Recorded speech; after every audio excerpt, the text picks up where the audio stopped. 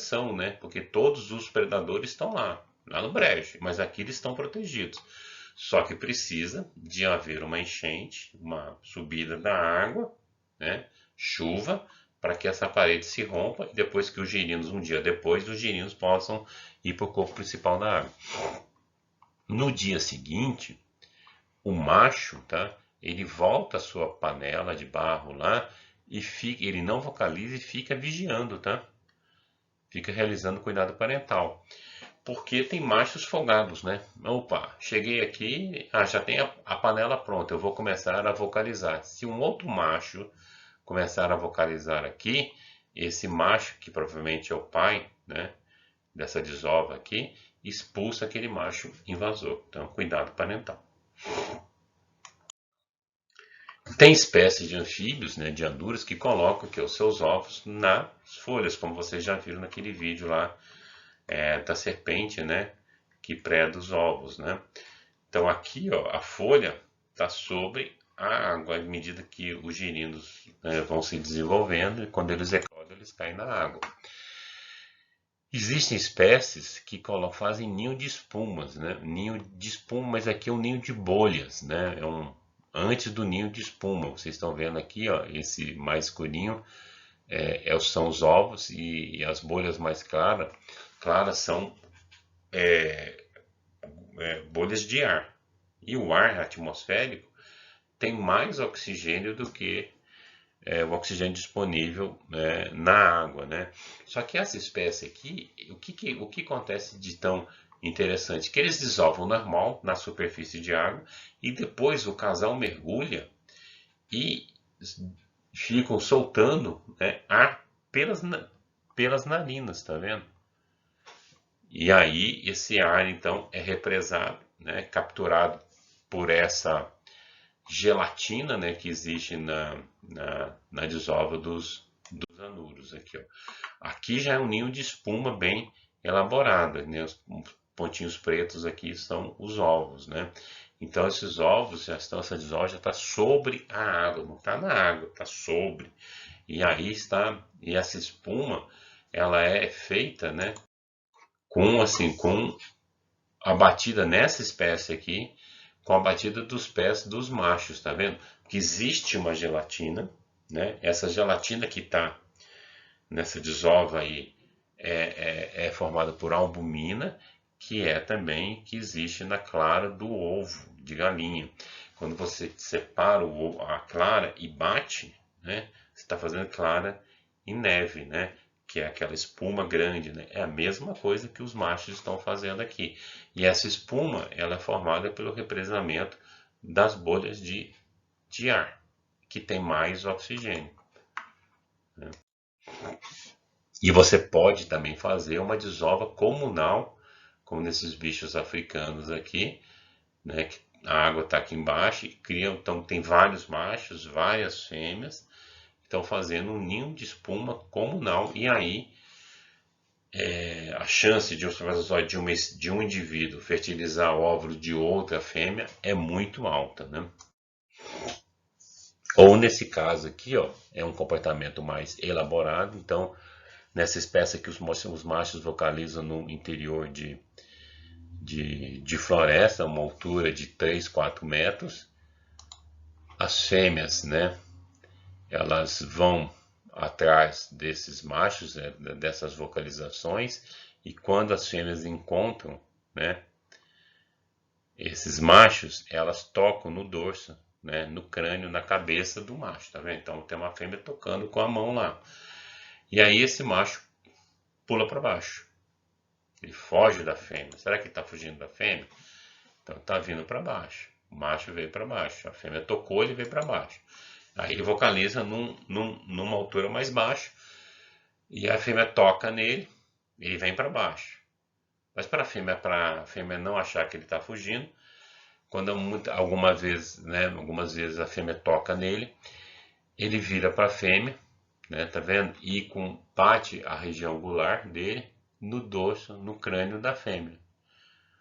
Tô aqui, sou eu mesmo, mas eu continuo vindo para baixo, que ele está conduzindo a fêmea para uma toquinha que ele fez no chão da floresta, chão da mata. E lá tem um pouco de água, que é onde que eles vão desovar.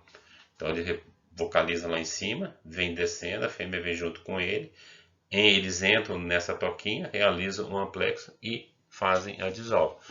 Como eu disse, tudo tem um risco. Se uma serpente, né, encontrar essa desova, pode eliminar toda a desova, tá? Temos espécies também que colocam seus ovos em locais um pouco inacessíveis, né? Pouco acessíveis, tá vendo? Tá aqui o macho tá lá, que geralmente é esse macho aqui, ó, e ele realiza o cuidado parental do seu desova. Então, já coloca em fresta de rochas, geralmente são espécies que se reproduzem em riachos de cachoeira na Mata Atlântica, nos riachos vem caindo, e aí eles colocam, o casal coloca nessas frestas, ou espécies que colocam no chão de mata aqui, ó, e o macho ou a fêmea cuidam dos filhotes ali. Ou carregam esses girinos aqui, ó. Então, aqui já tem jovenzinhos, né? Já estão prontos para ir embora já. Ou nessa espécie aqui, ó, que os machos estão no chão, mas quando estão na época de reprodução, eles sobem, né? Sobem as árvores e vão para as bromélias e as fêmeas vão juntos. Os machos vocalizam, né? Então as fêmeas vão, eles formam casais, formam amplexo, desovam, tá vendo aqui? Mas a história não acabou, porque a bromélia acumula água, né? Então o macho fica ali, espera esses girinos eclodirem.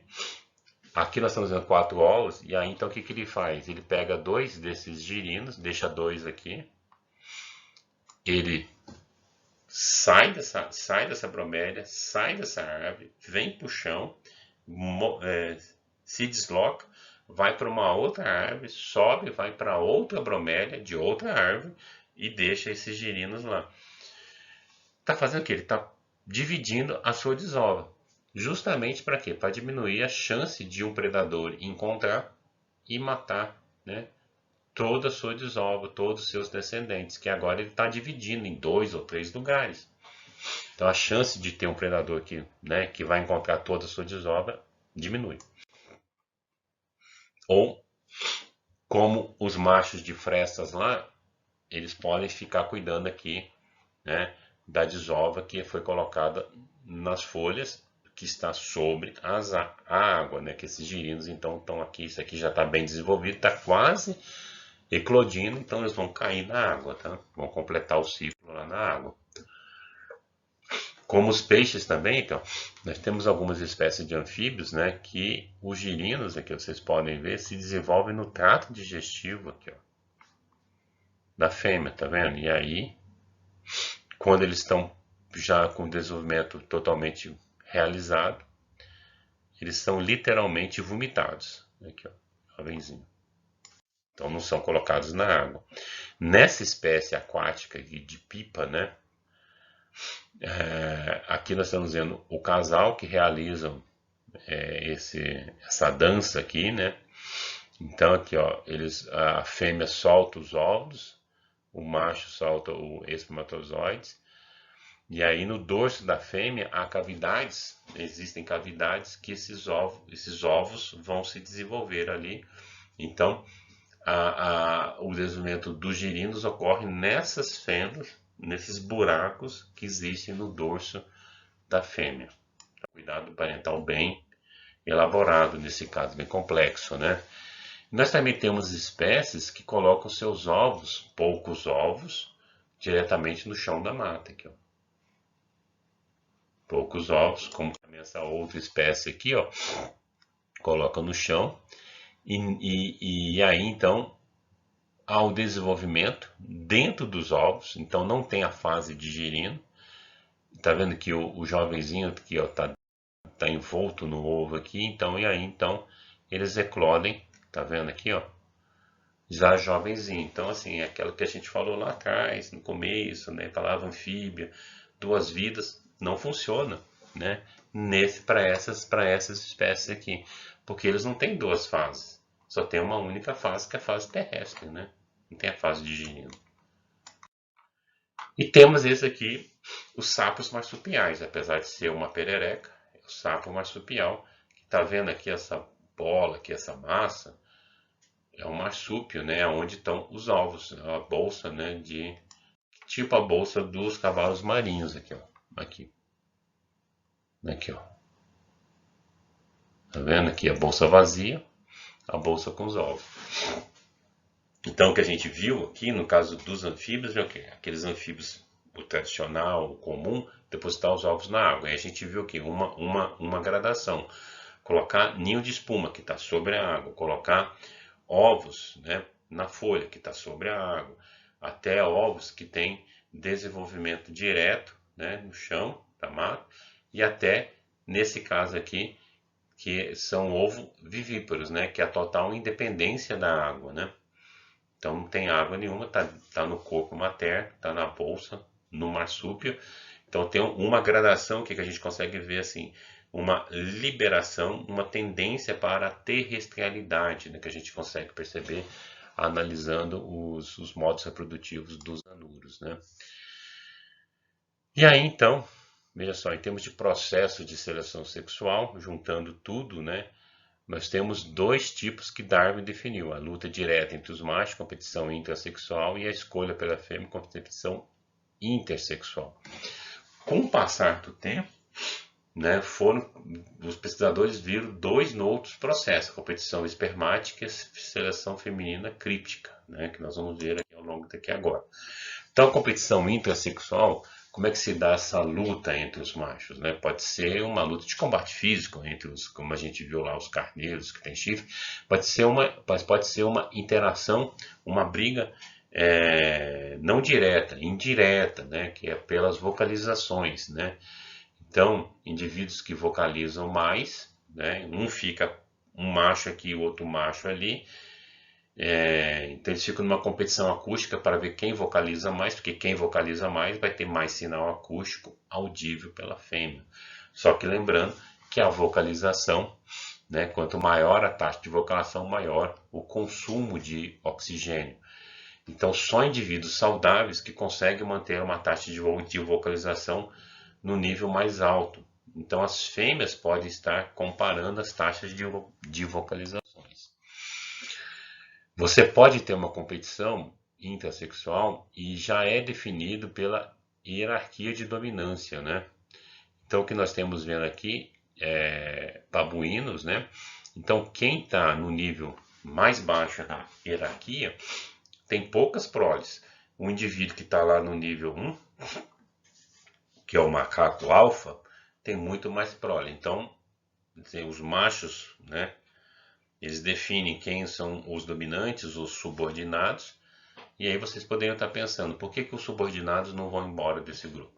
Pensem, e na próxima aula a gente responde. Então, veja só, então na competição intrasexual, competição entre os machos, né, então o que nós podemos ver também? Os comportamentos agressivos variam se a fêmea, entre um macho e o outro, então os machos são territoriais. Mas a fêmea está ausente, então a agressividade, está vendo? É mais baixa, né? É um voo rasante, um salto. Agora, tem uma fêmea presente, o voo é um voo de ataque direcionado, mais assim, para baixo, né? Com ideia de, talvez até de realizar um contato físico. No macho, a agressividade vai se tornando maior se as fêmeas estão presentes. E aí, é o que a gente vê aqui, por exemplo, ó, número de machos vizinhos. Então, quanto mais machos tem na vizinhança, mais tempo os machos realizam o cuidado de vigiar a fêmea, tá vendo? E menos tempo os machos gastam se alimentando, que são atividades excludentes, né? Então tá tendo muito machos vizinhos. Então tem que cuidar da minha fêmea, tem que vigiar para impedir que outro invada o meu território. E para isso eu vou me alimentar menos, é um sacrifício que é feito. E agora, competição intersexual. Que parâmetros que as fêmeas usam para escolher os machos, né? Então, nesse caso aqui, nesse peixe aqui, esses guppies aqui, as fêmeas escolhem os machos mais coloridos, né? E a coloração dos machos é dada pelos carotenoides que existem nos frutos da clúzia. Então, o que vocês estão vendo aqui, ó, quanto mais colorido, maior, quanto mais colorido, né? Quanto mais manchas laranjas, maior a preferência da fêmea. E isso pode estar relacionado com o fato, então, de que no território do macho existe mais alimento, mais sementes de clúzia, que tem mais carotenoides e que os tornam mais coloridos. Então, se a fêmea se reproduzir com esse macho mais colorido, os seus descendentes, né, a sua desova será colocada num território que tem mais alimento.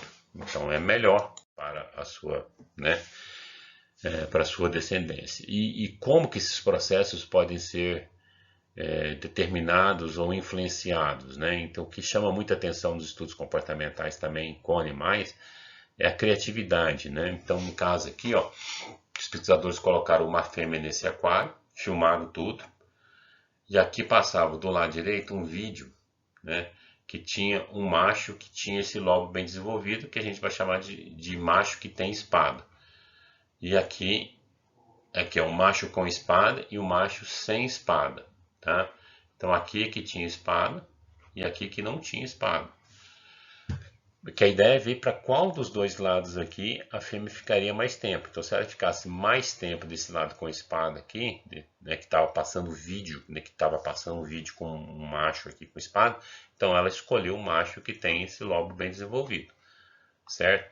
E aqui na frente, né, no momento pré-vídeo, né, passava aqui, nós tínhamos um vídeo controle, né, que é um vídeo só de ambiente, né? Então não passava antes, não passava nada e depois passava o pré-controle.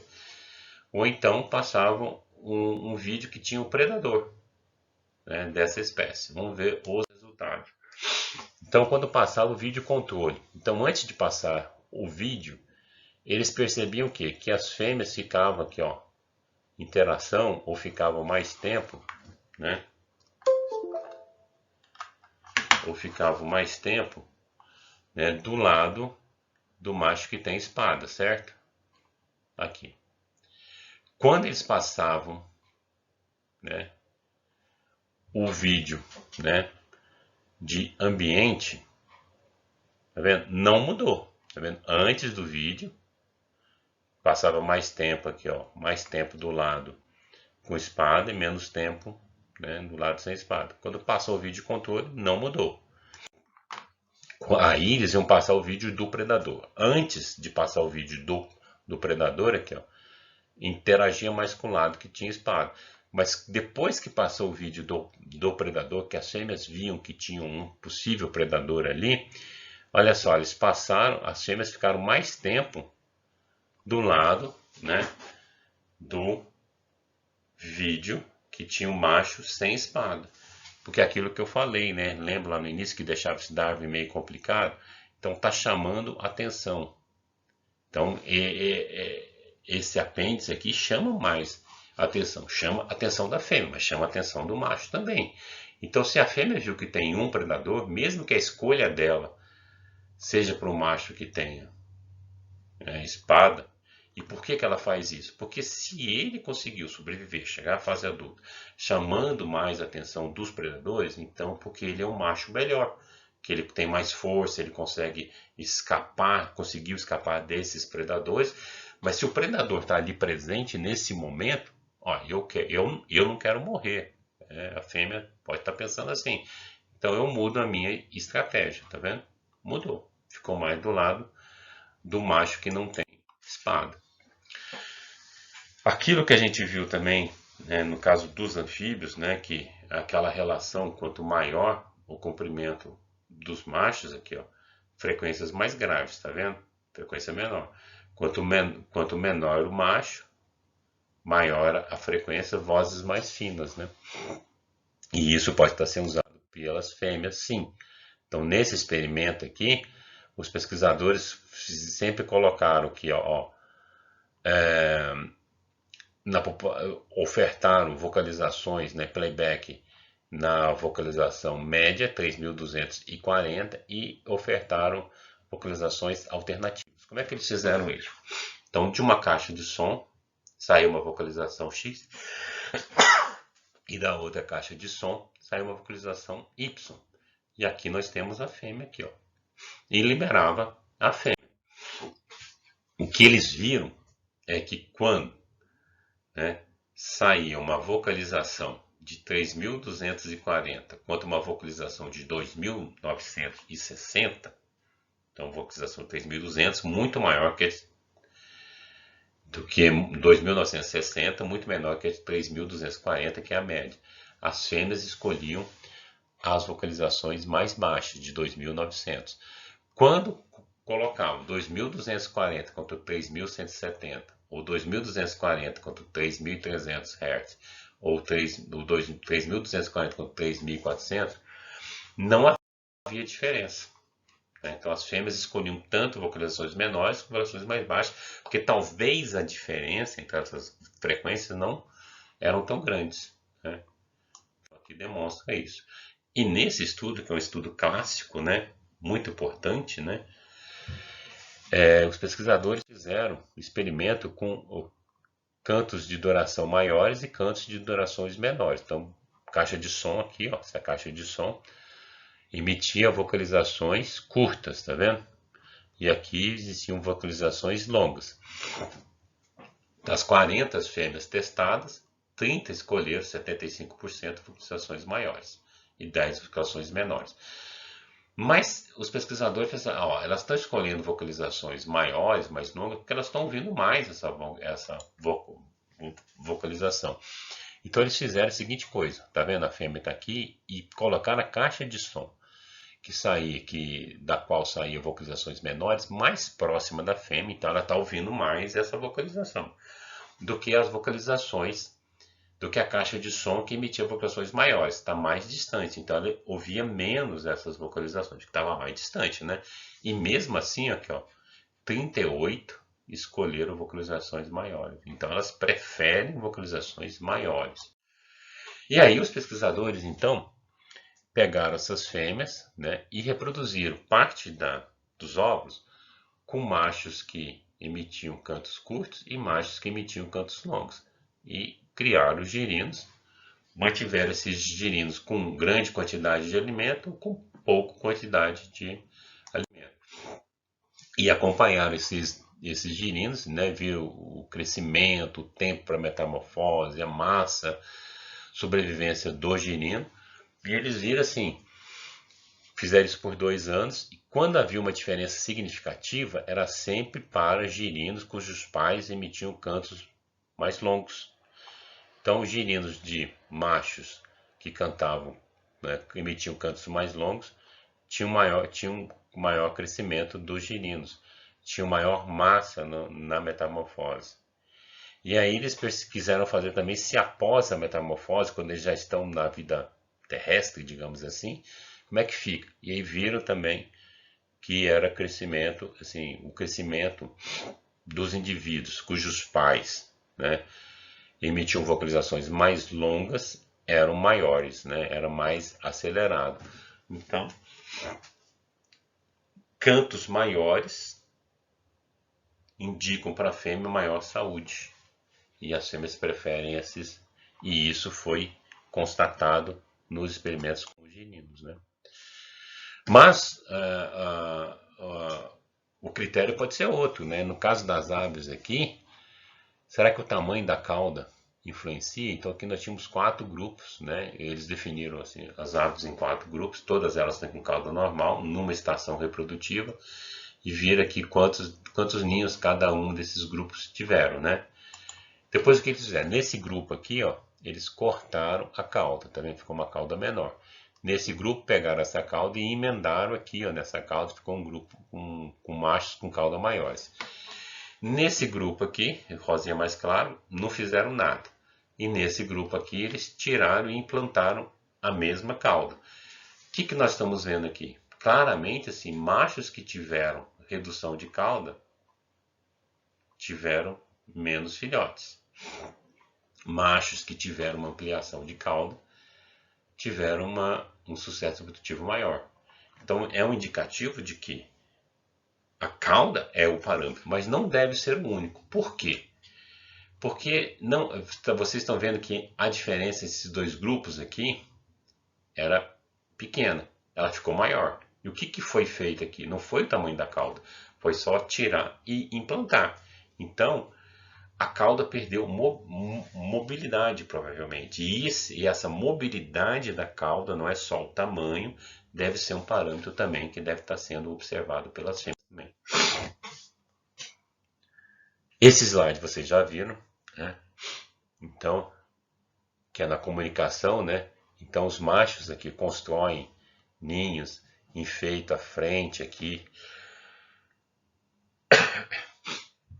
E isso pode estar sendo usado pelas fêmeas para a escolha, né? Então, quanto maior essa área aqui, ó, da área azul, mais sucesso, mais acasalamento esse macho consegue. Esses machos conseguem. Machos que têm maior área, né, de semente na frente são privilegiados. Por quê? Porque está indicando para a fêmea que naquela região tem mais alimento, e isso é bom para a sua prole. Aqui nós estamos vendo aqui uma relação entre tamanho do repertório. Primeiro, quanto maior o repertório, né, que aqui são aves que incorporam o repertório de outras aves, as fêmeas demonstram maior atratividade. E aí, quanto maior o repertório, tá vendo aqui, ó, o tempo para acasalamento é menor.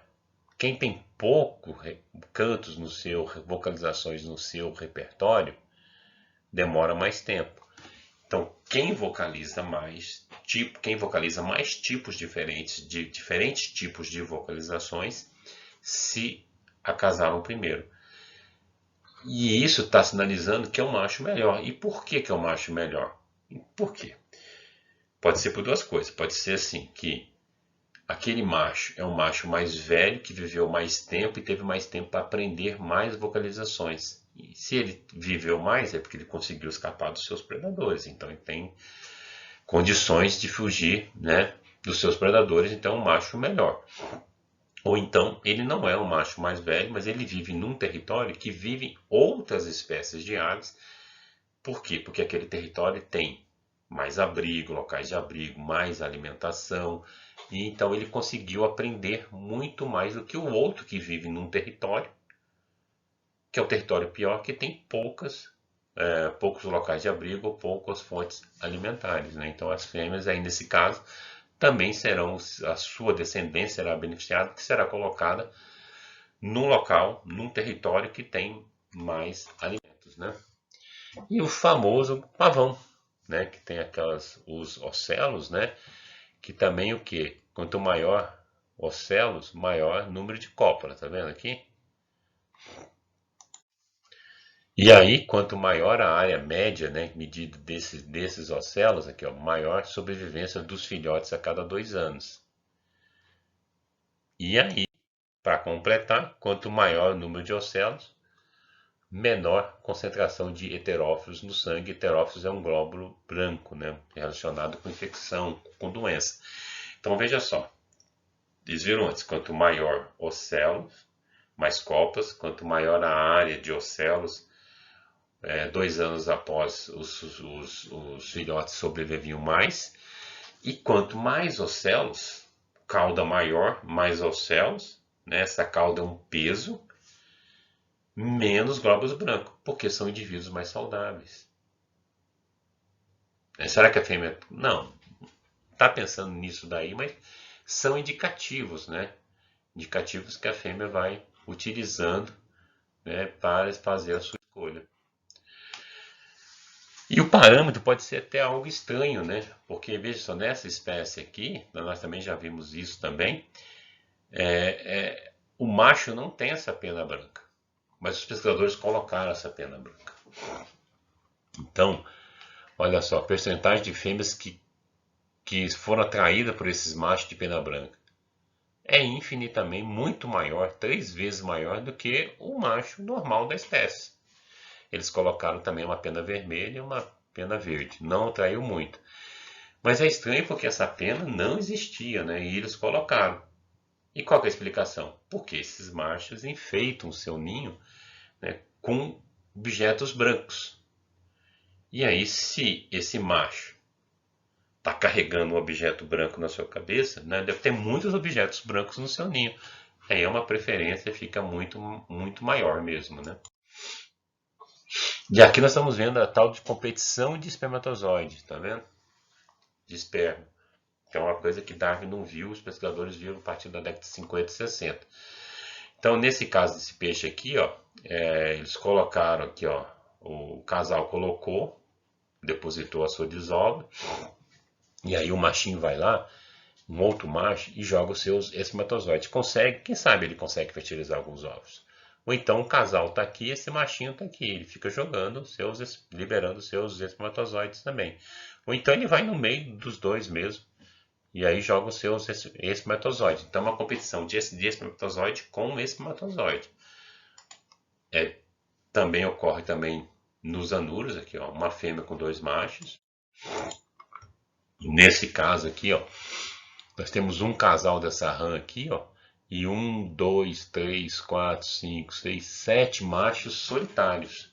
Essa espécie realiza, constrói um ninho de espuma. Então, o casal fica desovando ali, a fêmea joga os seus óvulos, o macho joga os seus espermatozoides, e todos esses 7 machos aqui estão jogando os seus espermatozoides que vão competir com o espermatozoide do macho que está em amplexo. O que ocorre é que a grande maioria dos filhotes serão desse macho aqui. Mas vamos imaginar o seguinte, que só 50% será dele. E os outros 50% desses aqui, né? Então seria mais ou menos o que? 7% para cada um. É menos, mas eles não estão nem com fêmea, né? Então a chance seria zero. Eles estão com 7%. Então é um grande negócio fazer isso.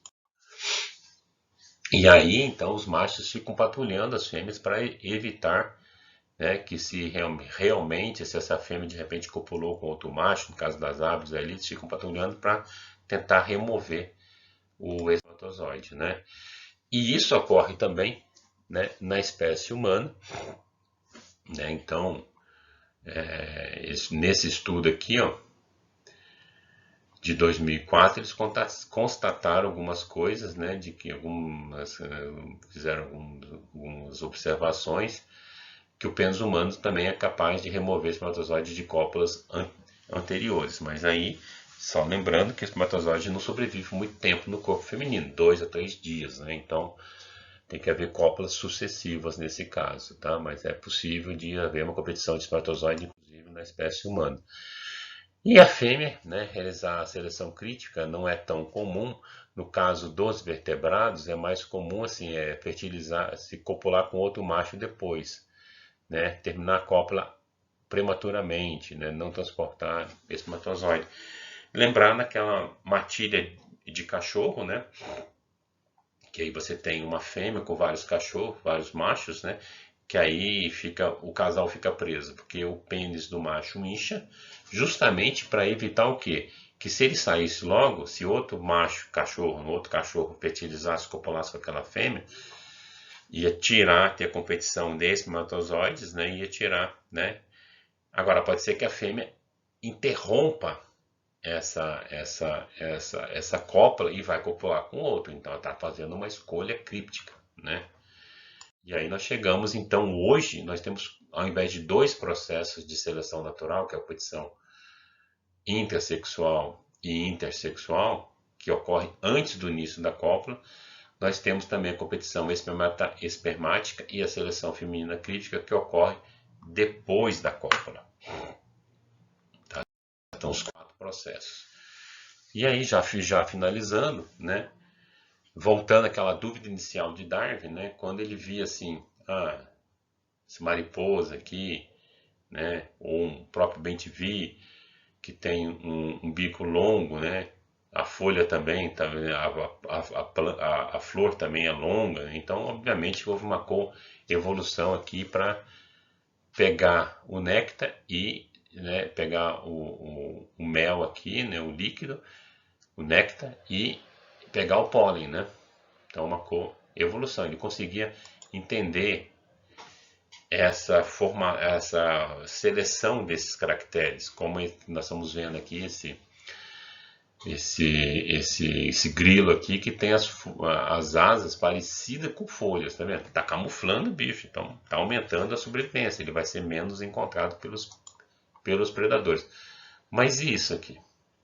Porque isso aqui diminui a sobrevivência, né?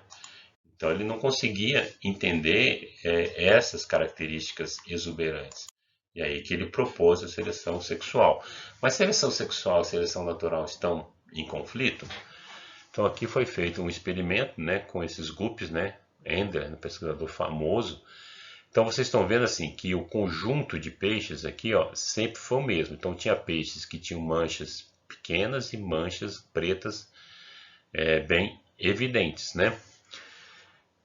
E tinha o cascalho grosso, tá vendo? Cascalho fino, cascalho grosso, cascalho fino. E dois grupos grandes aqui, sem predador e com predador. Após 15 gerações, o que aconteceu? Olha só.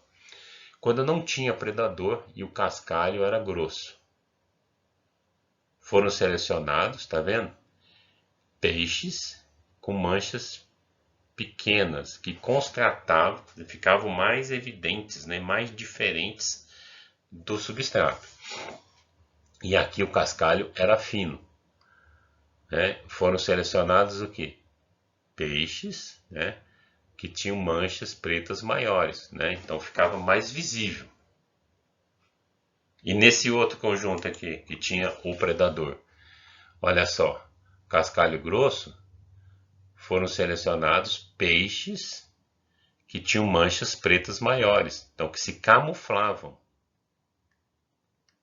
E aqui, cascalho fino, presença do predador, foram selecionados peixes que tinham manchas pretas menores, que se camuflavam, ficava mais difícil de ser observado. Então, no final, veja só, tudo aumenta a adaptação no sentido de deixar mais descendentes. A seleção sexual, nesse caso, quando não tem um predador, né, somente a seleção sexual está agindo. Então, aqui ela está deixando o quê? Mais evidente os animais, porque isso favorece a atratividade dos parceiros para as fêmeas. Mas nesse aqui que nós temos um predador, não é só a seleção natural, não é só a seleção sexual, só lembrar daquele experimento do vídeo, né? Então aqui está contribuindo, então aqui no caso a seleção natural age mais fortemente para a proteção, né, para que não haja morte dos indivíduos e que mesmo que não esteja numa reprodução ideal, né, não sejam os indivíduos preferidos, eles consigam fazer uma reprodução. Mas estão vendo que pode no final dar resultados diferentes, né? O conjunto aqui, ó, é diferente desse aqui, o cascalho era o mesmo, mas aqui tinha predador, tá vendo que aqui é manchas pequenas e manchas grandes. Aqui, ó, o cascalho era fino, manchas grandes, os peixes com manchas grandes, manchas pequenas. Mas no final, você está deixando assim, você está trabalhando tanto um como a outra para que, né, deixem mais descendentes possíveis. Ok? Então, terminamos a nossa aula, o vídeo vai ser colocado daqui a pouco, vocês assistam quantas vezes quiser, até a semana que vem, né? Espero que todos participem. Quem for responsável pela playlist, eu já estou agora com essa playlist já da Caroline. Então, vocês continuem em casa, se forem sair, evitem aglomeração, usem máscara, álcool em gel, a pandemia ainda está estacionada, está estabilizado no nível alto, mais de 2.700, 2.800 mortes por dia, né? Então a gente tem que tentar contribuir para diminuir essa quantidade de mortes, né? Abraço, bom final de semana e até semana que vem. Tchau, pessoal.